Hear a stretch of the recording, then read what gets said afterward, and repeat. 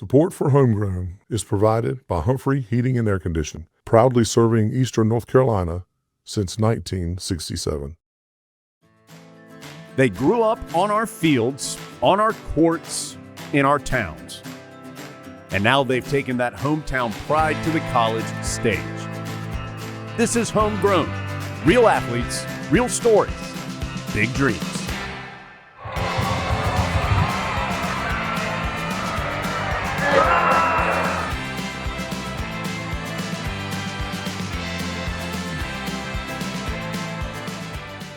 Welcome to Homegrown. Real athletes, real stories, big dreams.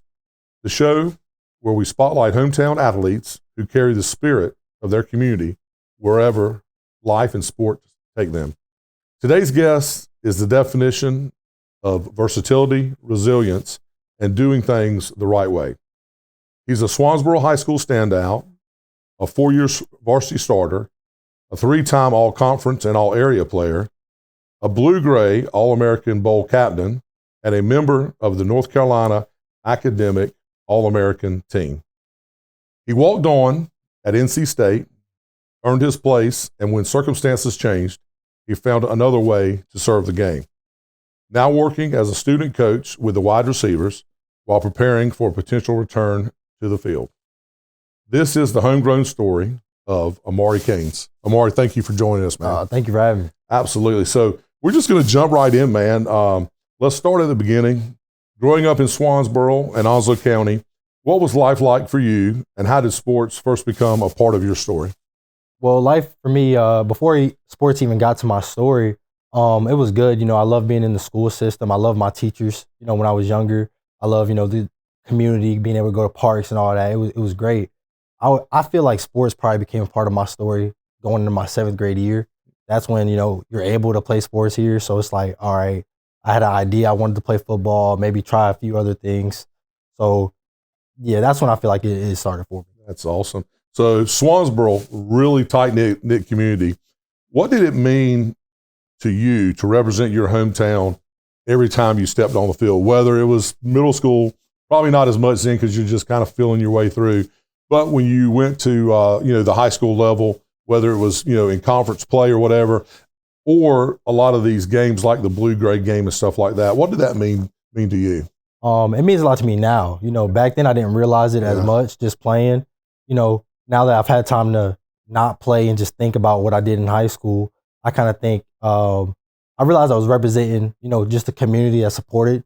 Swansboro, is a community that is real tight, almost like a family, a little small area, but they support big, whether it's football, basketball, little things like that. So looking back on it now, I'm happy that, I represented that community, and I feel like, I could have did more, but I'm happy what I did. Well, and, just a testament to the community being that tight-knit community. You found out about this through a lady who I had done some stuff with. Her son is actually currently a senior at Swansboro High School playing football, and I think you had played with him when you were there. And we were talking about the show that we were doing, the Homegrown series, and she said, "Hey, I've got the perfect kid that I think would be great for this show." And so just you were a couple years removed from playing with her son, but you're still in the community, and she remembered you, knows your story, and kind of put the two together. So that's just a great testament to Swansboro, the community. Great testament to you. So so you became known for doing a little bit of everything. When did football really start to feel like that was your sport? So yeah, I got to play a lot of sports, but then I always felt like football was the sport I was better at. But then I really feel like it was around my sophomore year. I scored my first touchdown, and that's when I really started to get confident in my playing. Off script, what was that? What was the feeling like? Okay, so I'm a big lineman, never scored a touchdown, had a couple interceptions on the defensive line, never scored a touchdown. Tell me what it was like. Oh, man. So, it's a little story. Yeah. So, my freshman year, I had went without scoring a touchdown. I led in catches and yards and all that. I just couldn't get in the end zone. And then my sophomore year, the beginning, it was looking the same way. I still hadn't found the end zone. It was hard. So, kind of getting down on myself. Then we get, conference play against Croatan. I get that first touchdown. I remember I had this whole big celebration planned out, what I was going to do. I was going to run into my coach's arms. He's going to lift me up. Forgot all of it as soon as I crossed the end zone. I just started screaming. It was just like a awesome. relief. It was a great feeling. Conference game, Croatan, big rival as well. So that was you picked a good time for your first. Yeah, it was great. Yeah, for your first tour. So you played when you were in high school. You played about every position imaginable. Wide receiver, you mentioned that. Running back, quarterback, linebacker, safety, and corner. So offense and defense. How did that versatility shape the way you understood the game? Because there's more than just physically playing. There's the mental aspect and then understanding the game. How did that help you? I think that helped me best by, being able to play all those positions. I kind of knew whatever position I was playing, I kind of knew what the opponent wanted to do. So, it kind of helped. All right, it helped me on the offensive side. I knew if I'm running this way towards the linebacker, he's going to try to reroute me or something like that. So I got to be aware of that. With this corner, all right, he knows he has the sideline help. So if I take an outside release too wide, he's just going to push me out of bounds because I know that's what I would want to do if I was on that defensive side. So from that mental aspect, it helped me be a better overall player. But then it also helped, in my mind, it showed coaches that I played more than one position, that I wasn't bound by one position, and I was pretty versatile on the field. Yeah, and honestly, you probably studied the game, and you were a true student of the game. Yeah, that's great. So you were a 4-year varsity starter and a 3-time conference and all-area player.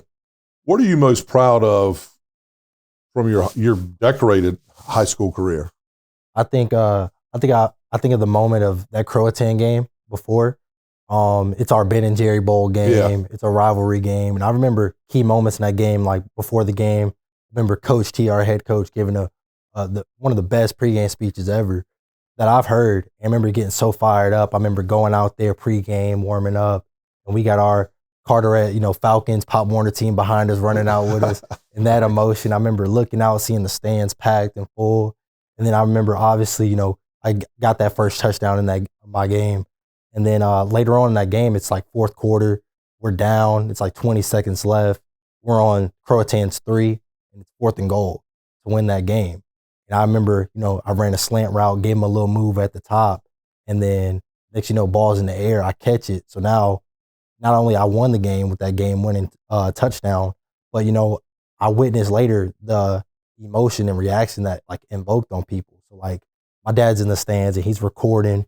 And I remember I watch that video sometimes and I look on the sideline and I see everybody going crazy when I caught it, and I see the parents in the stands and everybody, that kind of gives me a sense of pride that I helped, cause that reaction. I caused that moment. And I remember after the game, the team going crazy, and we had an interview on the news that night. We had to come back later. So I remember that was a really good moment I'm proud of, just for the team, for myself, what I made, our community in Swansboro feel at the time. That's something I'm always going to remember. Big rivalry. And you not only went for 1, but you went for 2. Yeah. Nice. A great game. Nice. So as a senior, you were selected as a captain in the Blue-Gray All-American Bowl and got to play at Raymond J. Stadium in Tampa. So what did that mean? You talked about the community and making those catches for Amari. What did that mean to you to be able to honestly to be selected as captain, but then also to play in that game? Well, to play in the game, it was a great experience, because I've never done nothing like that, and I was around so many guys who were going to play at the next level and took football serious at the highest level. So being around those guys, seeing how they prepared, that just did something to me. And, to go into that stadium, where guys like Tom Brady had played and, playing on that field, It was amazing. Being on ESPN, that really made me fall in love with the idea of playing at the next level. I had always thought I wanted to play in college, but going to that experience, really solidified hey, this feels amazing. And then to be selected as a captain for that, Was that done for, is it a week of practice or several days of practice or something like that? And then at the end of the practice or whatever through that, they select captains. Is that how it's done? So we practiced for only 3 days. Okay. We practiced 3 days with 3-hour practices. Yeah. And I think it came together as the coaches that came together. So just being able to have them see that I was a leader among those guys and knew the system and felt confident. That meant a lot. Yeah, that's a great recognition. That's what I was kind of getting to. That it was something occurred before the game, and someone saw something in you as a leader that they selected you. So that's great. During this time, you're also named to the North Carolina Academic All-American team, which requires a 3.7 GPA, while obviously contributing on the field. So thinking back to that time, how did you balance academics and athletics at such a high level? Well, academics was always pretty big for me because my parents were on it. Yeah, I'm with you, bud. I got you. They were making sure, academics were first before the school. But, it also helped out that, I was trying to, for me, I tried to get as much work as I could done in school. So, like, whether it was homework or projects, sometimes, I had work to do at home, but I tried to limit that. So, like, after school, I could focus on, all right, practice or training or getting ready. So I just tried to, like, prioritize my time and get stuff done when it was supposed to be done instead of letting it drag on and being late. And then I'm going to have to miss practice and go to a study hall or something. Like, nobody wants to do that. No, that's great. So how important was it for you to prove that success in the classroom, and that it mattered just as much as success on the field? How important was that to you? It became very important. I would say, at first, again, I didn't realize it, but then I started, seeing all these accolades I started to get academically. Then I started to join more clubs in school and doing that and getting in leadership roles in those. So I started seeing, like, all right, I can impact my community outside of football. All right, I can be a great student. I can join clubs. I can help give back. And, I can get that, not the same feeling, but I can get something really close to being on the field. So it was important to me to show that, all right, I'm more than a football player, more than just an athlete. I can do a lot of different things and I can do them well. That's great. So that the bug hit you from the blue-gray game and you were like, hey, this is something that I think I want to do. So you train with college, NFL, XFL, UFL athletes while preparing to walk on at NC State. What motivated you to chase that opportunity without a guarantee, one, there was a scholarship, obviously, or just guaranteeing that there would be a spot on the team? Yeah. So I think a lot of those guys that I had trained with, motivated me big. Like, I think about guys like DeAndre Tompkins, who played at Swansboro, and he was big for me, like, taught me the understanding the game of football. Seeing a guy like him play at Penn State, play in the NFL, I saw almost a role model. So I saw a guy who played at Swansboro, had some of the same coaches I did, and wore the same number I did. Oh, man, so I saw guys like that. I saw guys like Brad Roach in Film the Field in that program, and how they helped develop me as not only just an athlete on the field, but off the field with things like NIL and recruiting and looking at agents. So getting that full around experience. I think about guys like Dr. Jake Pence, who played at Ohio State. He taught me how to train like an athlete, lift like an athlete. I think about those guys and the connections I've made. And it's good to have guys who have done it before. So one, you can get advice when you need it. And then to know that they believe in you, that they're motivated, or that I'm motivated by, that they believe in me, that they want to see something greater, or that they see something greater.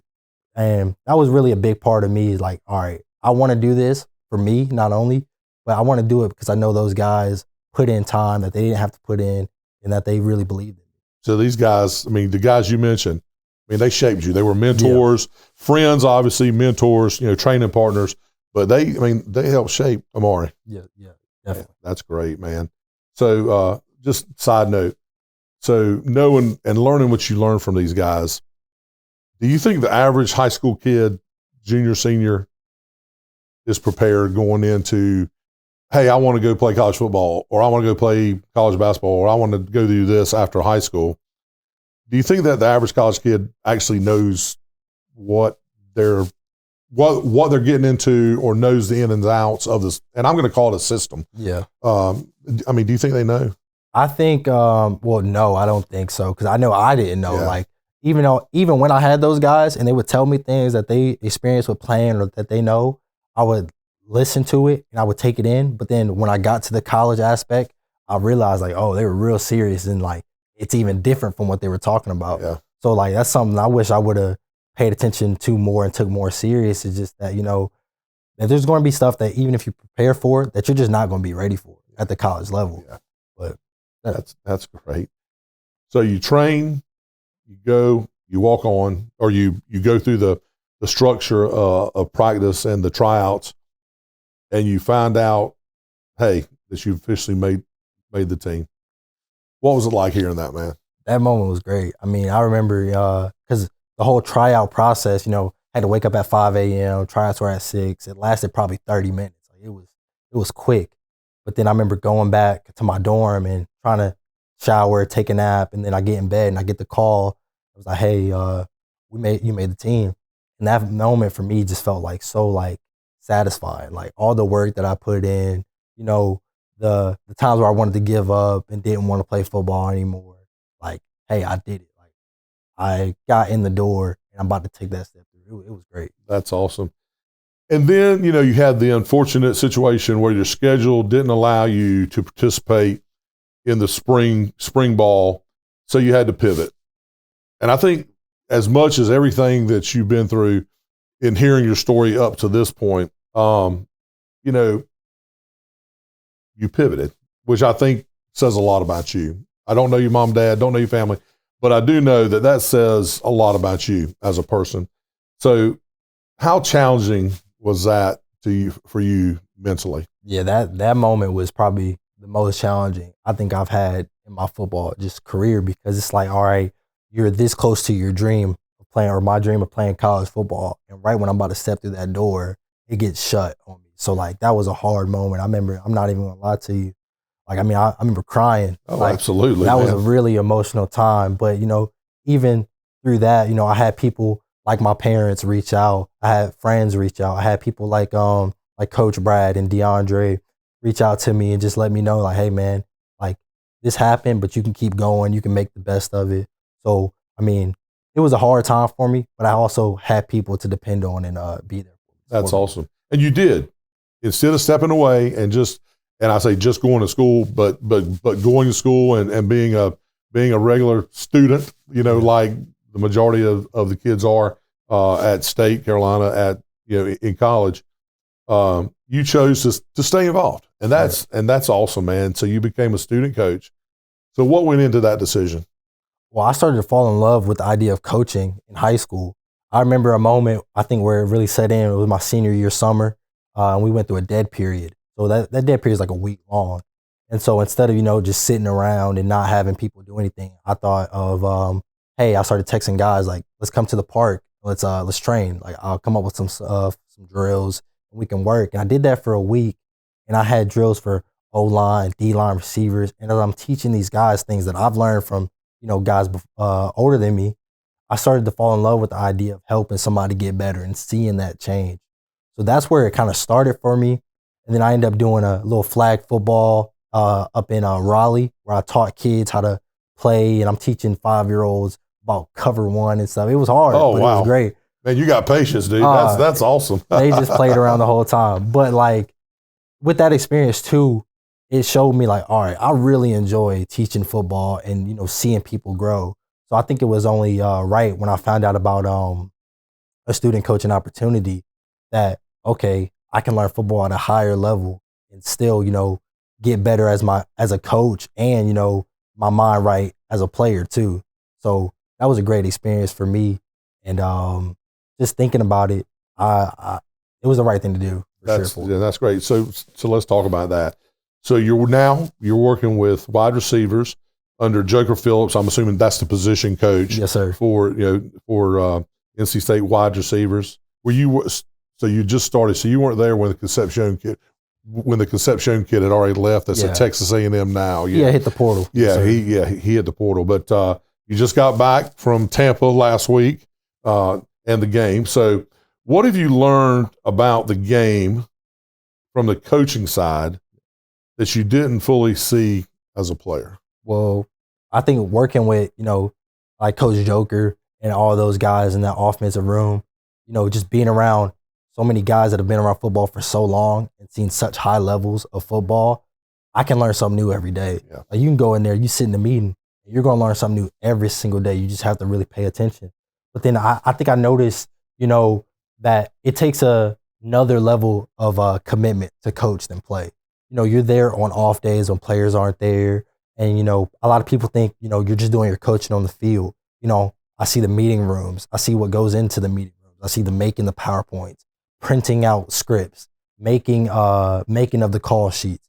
I see all of that, and I realize how many hours, you know, these guys and these coaches put in to make a 60-minute game. You know, it's so much that goes into that game, and even without playing it. So it's just another level of commitment that I see. Yeah, that's great. And the great thing about it is it's not being a position coach or being a student coach. Everyone thinks it's glamorous, right? Yeah, I mean, yeah. everyone thinks, hey, you know, we got to go to a ball game, you got to go to Tampa. And while that may have been great, the hours that you guys put in is, I mean, no one sees that. They just see Saturday or whatever day you're playing football on the field, and they see you guys on the sidelines, and that's what comes to mind. They don't see the hours upon hours of work that that goes into that. So even while you're being a part of this Power 5 program, who I say this with a grain of salt. I'm a Carolina guy. We can't beat you. We haven't beat you in 20 years, seems like. But even so, as you're part of this Power 5 program, as a student coach, and potentially making a return, as a player maybe, how have you stayed connected to Swansboro and Onslow County? You know, I think about it as I have siblings that still go to Swansboro and that play in that system, and then I have old teammates. I mean now they're starting to graduate now, but I had people I played with. Getting old, man. I had people I played with, so I want to see them succeed. And then like teachers, my mom's a teacher, so I'm still in that Swansboro system. But I also think about it as, all right, I want to learn as much as I can at NC State or wherever I'm at, and I want to be able to help give it back to Swansboro, help guys who aren't going to go to NC State and play, or student coach, or who can't go afford this level of training. So I want to help, give that back and make sure that, all right, even though they can't do it, they're still learning it. They still have that opportunity because I went through Swansboro. I have the opportunity to go coach and student coach here or train here. So it's like, all right, it's just that giving back aspect. Yeah, and that's great because, it's always good to be an athlete and potentially to be able to pick up the phone call and say, oh, yeah, we got a kid. So you want to walk on at State, or you want to walk on at Carolina, or you want to walk on wherever. Oh, well, there's a kid that's a student coach or a graduate assistant, or he's on the coaching staff or whatever. He's on the coaching staff at NC State. Let's pick up the phone and call him. Yeah. And so just simply you maybe being a resource for kids coming up, just simply not even say getting your foot in the door, but just kind of being that mentor to them, like you were mentored. That's a great way to give back, and I think you're doing that. So what message do you hope younger athletes from your hometown take from your journey, especially those who may not have a straight line path? They don't graduate, go start playing athletics. It may have twists and turns, and that's life, really, honestly, man. So what message do you have for them? Well, one, my path wasn't straight at all. Yeah. I mean, I didn't have many offers coming out of high school, but, I really have two. It was kind of I heard someone say, in a team meeting, don't compare your chapter 1 to somebody's chapter 20. So everybody starts somewhere. And I think it's so easy now with social media and everything to look at a guy and you think, oh man, he's so advanced. Like I think for me, I look at like Jeremiah Smith or something like that. Yeah. Like I think we're about the same age, and he's making millions. He's playing these big games, about to get drafted. It's so easy for me to compare, like, oh man, I'm this age and I'm not doing this, or I think that's easy to do. So you got to realize like all these guys started somewhere, and then two, I kind of think and I read it in a book. It's called The Slight Edge. It's a really great book, and it's about like the things that make you successful in the long run. They don't feel like they have an impact in the short run. So it's kind of like the little things matter, doing little things every day, consistently at a high level. That's going to build up and that's going to create success. Yeah. Well, that's great, man. And that's a great example from that book. And I know you know this, but for anybody that might watch this later, Jeremiah Smith is not the norm. He's an exception. For every one Jeremiah Smith, there's 50 or 60 players that while maybe playing college football or playing college basketball or whatever, just don't have the ability that he has and are not going to have that straight line path. I mean, Jeremiah Smith is playing college football for 3 years so he can go to the NFL, and he's playing for 3 years because that's what he's got to do, what the NCAA and the NFL, require of him. So I think that's great. That's a great chapter 1 and chapter 20, not comparing, that time. So when you hear the phrase homegrown, what does it mean to you? When I think of that, I think of like, the pride, sense of pride almost. Like, all right, with your you're made by your experiences, your environment, and you're shaped by it. But then you're able to go outside of your community and grow and become bigger as a person, but still remembering where you came from. And you're able to come and give back. So when I think of that, I think of like DeAndre Tompkins. He came and he left, Penn State and all that. He didn't have to come back to Swansboro and hold camps for guys like me. He didn't have to do that. That's something extra. He didn't get paid for that. It's something he wanted to do, for his community. So I think that's what I think of when I think of homegrown, having a sense of pride and wanting to come back and help. That's awesome. So I've got a couple more questions for you, but I'm going to get to those in a second. So I shared those with you. There's some rapid fire questions I have. I don't know if you've watched any of our other shows, but we always have 4 or 5 rapid fire questions. Just first thing that comes to your mind, and then I'll get back to the other questions. So favorite position that you played when you were playing football in high school? Oh, wide receiver. Wide receiver. 2 touchdowns first guy. I enjoy that. Hardest position to master?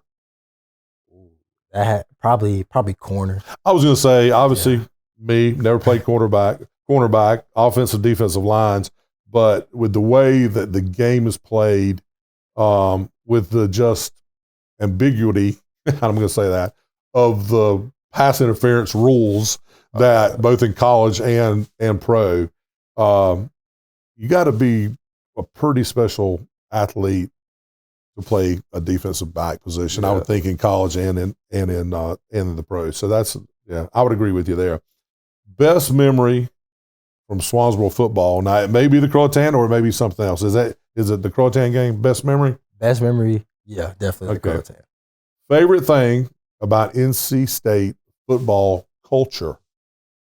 The favorite thing about the culture is I like we have a motto. It's like hard, tough, together.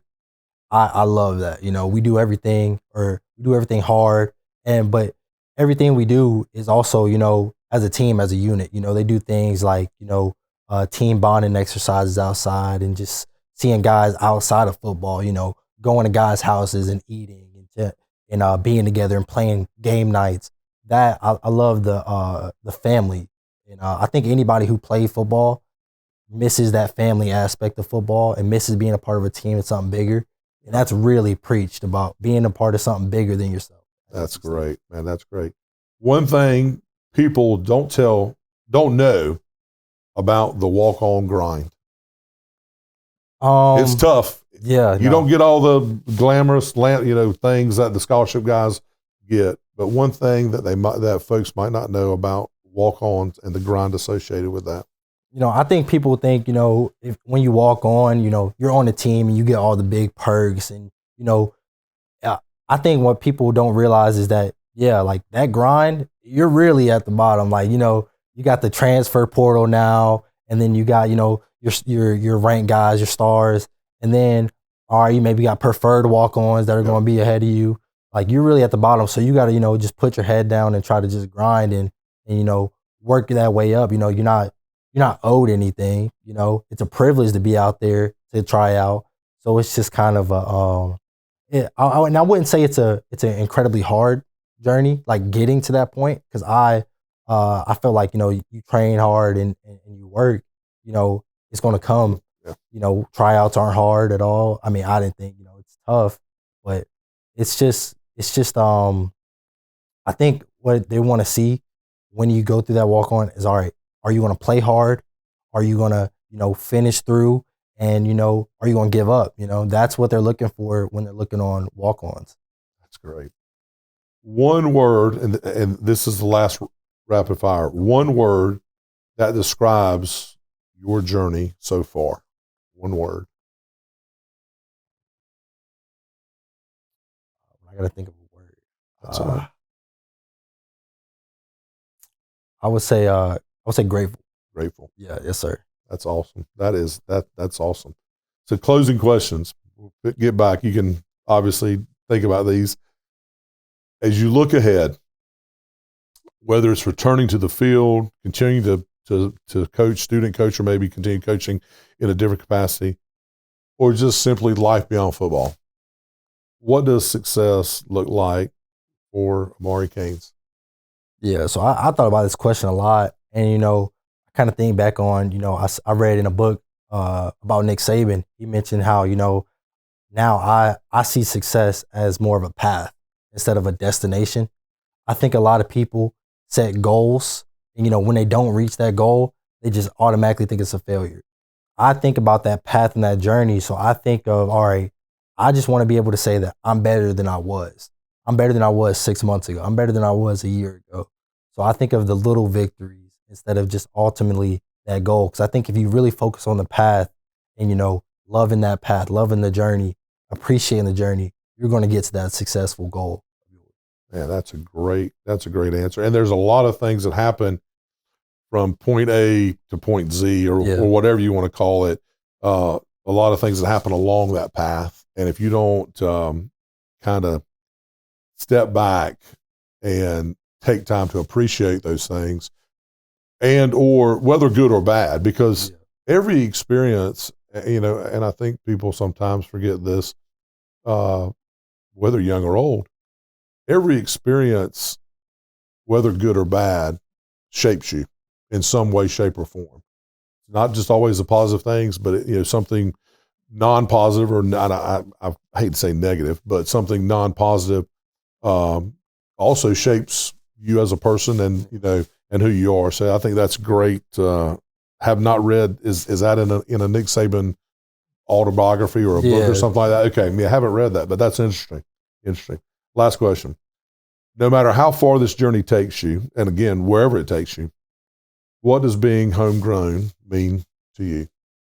I think just trying to be better for myself, going on to do things that, maybe nobody's done before and experiencing different things.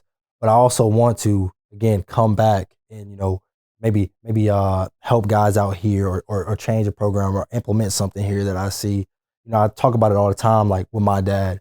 I talk about wanting to, hold a camp for in Onslow County and bring some of the guys that help me, get to where I'm at and have them come and give back to my community, And I see it as kind of like a spider web almost. Like, all right, I'm learning something from one person, and I come back and I bring it to Swansboro or Onslow County, and I teach it to somebody else. Now they have something new that they can go out and teach.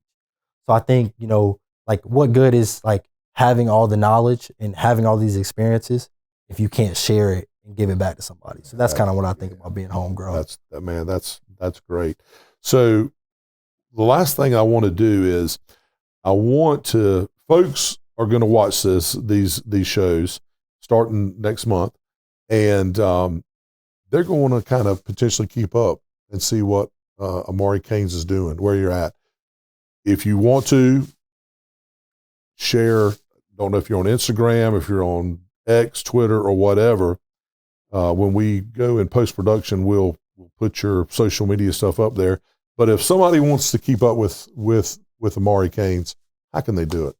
Well, yeah, I'm on Instagram and X. It's Amare Caines 1. Okay. So that's what I'm on. I like to post a lot of the journey, and even Facebook. Yeah. Like I just posted my Tampa experience on there, and like my dad's big into posting, so he's always telling me like people want to see what you're doing. Yeah, absolutely. So like I definitely want to start getting more into that, and just allowing people to see my journey. All right, and we will put that on the screen during the show so people can keep up with you, man. Yes, sir. So from Swansboro to NC State, from the field to the meeting room, Amare Caines continues to represent his roots with humility, discipline, and pride. That's what Homegrown is all about. Thanks for joining us today on Homegrown, real athletes, real stories, and big dreams. And Amare, thank you, man. It was a pleasure. Thank you for having me. Pleasure to meet you. We'll see you next time.